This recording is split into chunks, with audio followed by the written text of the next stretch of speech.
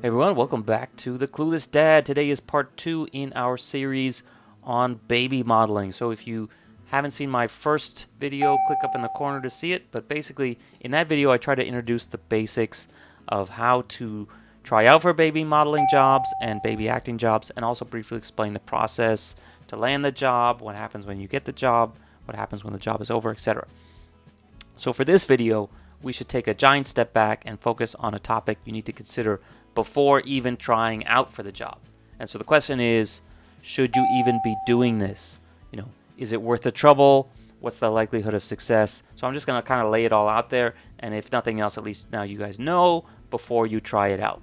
So also please note that I am focusing on baby modeling, not older kids, so I'm thinking like 3 years or younger. Basically, they're along for the ride. You as the parent are kind of deciding things. They don't necessarily have any choice in the matter. They go wherever you tell them to. Bigger kids, they know how to like cooperate or not cooperate. If they're not suited for this, they're not going to participate. So I'm not going to touch that topic right now. I'm going to focus on basically babies. And that's really what my experience is so far with my own son, who is now only 2 years old. So where to begin? So a lot of this depends on temperament, skill, and genetics. Let's start with something that you can't really change, and that's genetics. So I'm not going to sugarcoat it. There's something really important for these baby modeling jobs, and it's race. And I'm not saying that because I'm a racist. I'm saying that because it's the reality of the industry. In some parts of Asia, where I'm based, mixed race kids are particularly popular. So I'm based in Hong Kong. My kid is mixed race. I think that has a lot to do with why we've been relatively successful with getting these kind of commercial jobs. And in Hong Kong here, at least, there's a lot of jobs which specifically list like must be mixed race or looking for mixed race. Or there's other cases where they're not specific, but it ends up where the kid in the commercial ends up being mixed race. Likewise, in this part of the world, there are a lot fewer non-East Asian babies. So in the case of a job needing a white kid or a black kid, there's just a lot less competition. So you can also be a lot more successful if you happen to be a black kid who lives in Japan, or you happen to be a white kid who lives in China. And not all white kids are created equal. I'm afraid, blonde-haired and blue-eyed kids definitely have a preference over a black-haired, brown-eyed white kid. And I want to clarify, this race imbalance is not specifically because of, racism or whatever, or the Western perceptions of beauty as enforced by the cultural imperialism of Hollywood. It has a lot to do with just marketing realities. So, for example, if it's an Asian clothing brand and they want to create a commercial for use in North America or Europe, they need to find kids who are something other than Asian. So they're going to look for, Hong Kong-based white kids that they can use in their ad, which might be used in some magazine in Germany. And likewise, in mainland China, there's like a bajillion brands that are trying to make themselves look like they're an international brand, even though they're a domestic brand. So for their domestic advertising, they want to get international-looking kids, so they'll look for Western kids for their ads. But don't get dissuaded, because obviously, a lot of the ads are focused on the local market, so of course they're going to pick local kids as well. Speaking of genetics, the next question is, does cuteness matter? So that's a yes and a no. So I would say definitely being cute helps, or having a cute baby helps, but that's entirely subjective, right? So what I think is cute versus what you think is cute could be two completely different things. Because my kid does ads in this market, whenever I'm in the subway or whatever, I'm always looking at like advertisements featuring babies, and I'm always thinking, man, my kid is way cuter than this kid. How did this kid end up in this ad, right? But there's a lot of cases where, they don't necessarily want the cutest kid. They want the most, like, normal-looking kid.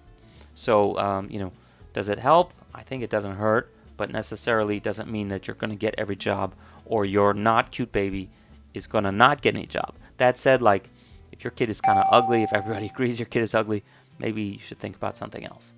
So at the end of the day, your kid's race, their hair color, their eye color, their cuteness factor, will definitely make you eligible for some jobs in your area, but it will also exclude you from other jobs in your area. So the ratio between those two is something you really have to gauge and try to decide if this is worth it to even try. And like I said, this is a lot of it's genetics related, so there's not much you can do about it, other than like move to a different place. So if you're in a place where nobody wants, blonde hair, blue-eyed kids, maybe move to South America or something. Who knows? Okay, so next up, let's talk about something that you may have some control over, and that is basically your kid's temperament. They have the temperament to be a baby model, and what I mean by temperament is like, does your kid freak out when someone who's not the parent picks them up? Do they get cranky easily? Do they run away when you want them to stand, etc.? So a lot of this depends on the mother, actually, as you can imagine. If the mother is good at getting her son or daughter to smile on demand, that goes a long way to landing a job and being successful at it. If the mom can get the kid excited, if she can focus his attention, keep him from running away, those are all things that really help. And so in my case, my wife is super good at getting my kid to smile on demand. So she's been taking so many pictures of him since he was born. She knows exactly what kind of face to make to get him to smile. She knows exactly how to time it, how to get his attention when he's looking around, stuff like this. So this is actually a lot of skill on her side. One thing that we have struggled with is getting our kid to interact with strangers. So this is actually something that changes over time. So maybe your kid is okay with it now. Maybe when he turns 2, he's not so okay with it. Maybe when he's 3, he'll be fine with strangers because he's interacting with more people at school or something like that. So obviously newborns are a lot less finicky. But for us, as our kid got to about a year and a half, he didn't like being separated from his mother.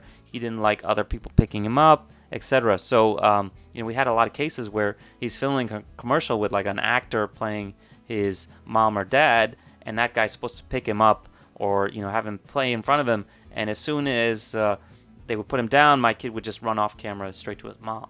So obviously very frustrating if you're the director and stuff like that. So if they're choosing between 2 kids and one of them stays on camera and one starts crying and running to mommy every time,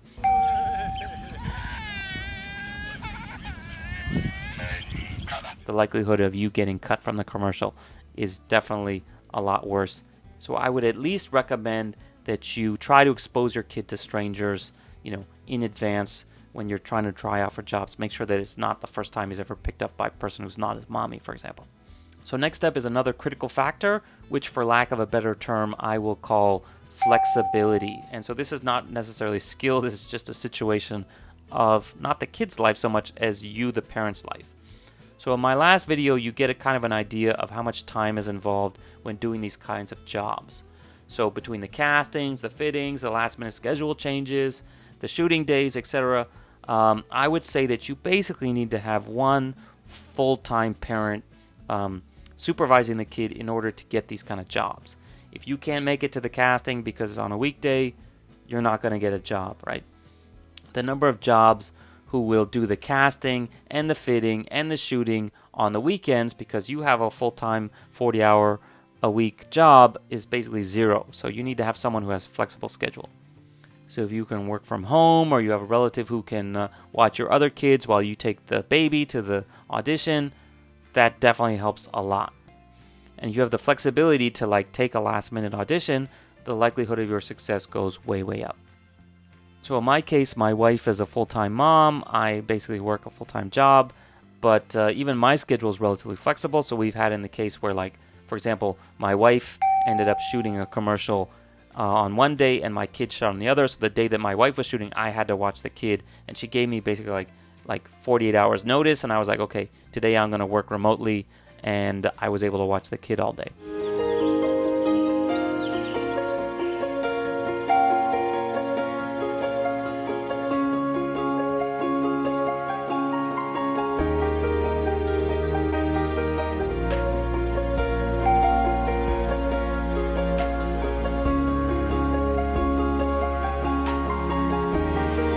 So schedule is not the only flexibility that you need to be worried about. So I would also say financial flexibility is also important. So while I will talk about the money involved in a future video, let me just say that in this case, while you do get paid to put your kid in these commercials, you shouldn't be doing this because you need the money.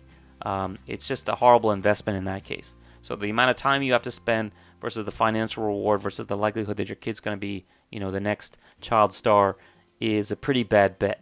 So I would say, if you really need the money that bad, don't look at baby modeling.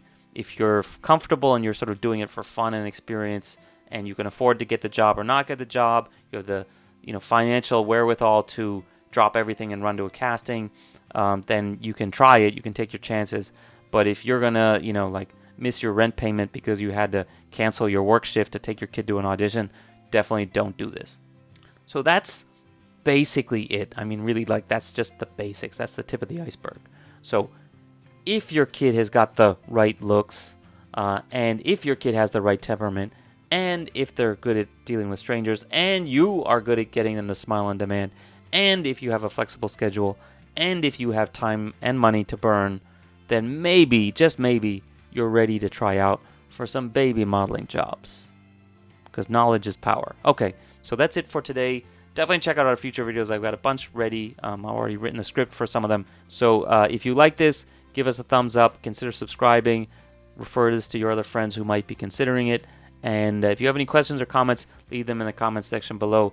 And also keep in mind, this is based on my experience. Again, I have a 2-year-old who is half Caucasian, half Japanese, and we live in Hong Kong. Your experience in your market might be a little bit different, but I think these are pretty good rules of thumb to go by. So, see you guys next time. Bye. Having the stroller with me all the time up in the overhead bin. As soon as we get off the plane, pull it out, unfold it, and walk off. Literally, that could save you 15-20 minutes right there.